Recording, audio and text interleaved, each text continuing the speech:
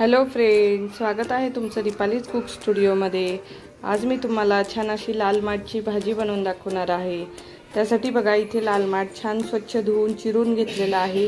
हिरवी मिरची घेतली कट करून, एक मोठ्या साईजचा कांदा घेतलेला आहे कट करून, आणि लसूण घेतलेला आहे। एवढं साहित्य घेतलेलं आहे। चला आता आपण भाजी बनवायला सुरुवात करूया। गॅसवरती कढई ठेवलेली आहे। कढई गरम झाली, आता आपण तेल घालूया कढईमध्ये आणि मस्त अशी हेल्दी लाल माठची भाजी तयार करूया। एकदम मस्त आणि सिंपल व सोपी पद्धत आहे ही भाजी बनवण्याची। 2 चमचे तेल घातलेलं आहे। तेल गरम करून घेऊ आपण। तेल आपलं गरम झालेलं आहे। तेलामध्ये आता आपण लसूण घालूया। लसूण चांगला आपण तेलामध्ये परतून घेऊ।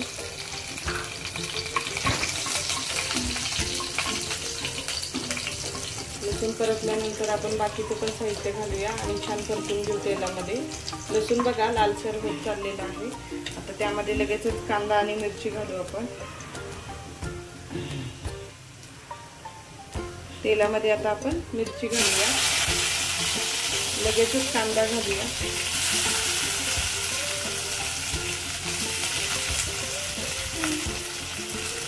सर्व कांदा मिरची लसूण घातलेला आहे। आता हे तेलामध्ये परतत राहायचे आपल्याला। बारीक गॅसवरती आपण हे छान परतून घेऊया।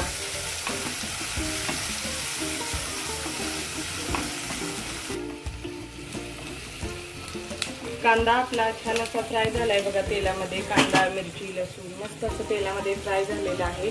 आता यामध्ये आपण जी भाजी चिरून घेतली आहे लाल माठची ती घालूया।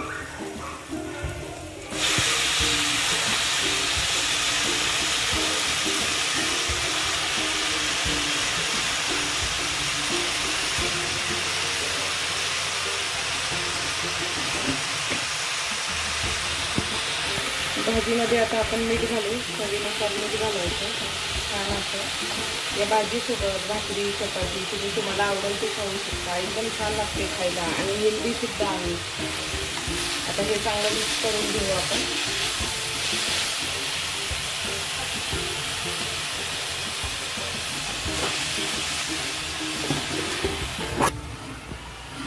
हे व्यवस्थित असं मिक्स करून घेतलं बघा।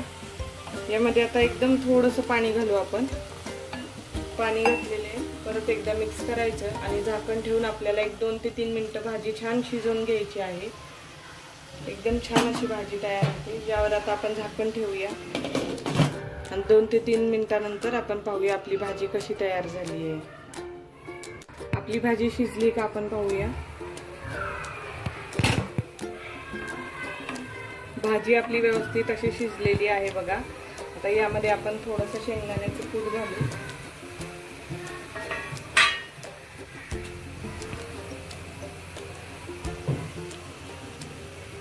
चांगलं मिक्स करून घ्यायचं आपल्याला।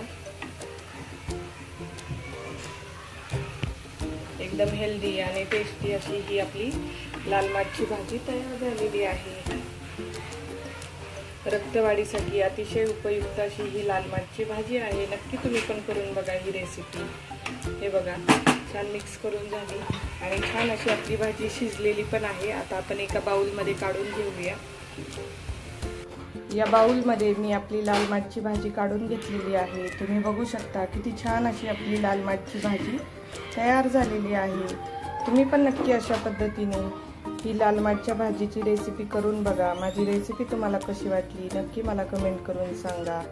आणि अशाच माझ्या नवनवीन रेसिपी पाहण्यासाठी दीपालीज कुक स्टुडिओला लाईक करा, शेअर करा, कमेंट करा, सबस्क्राईब करा। थँक्यू।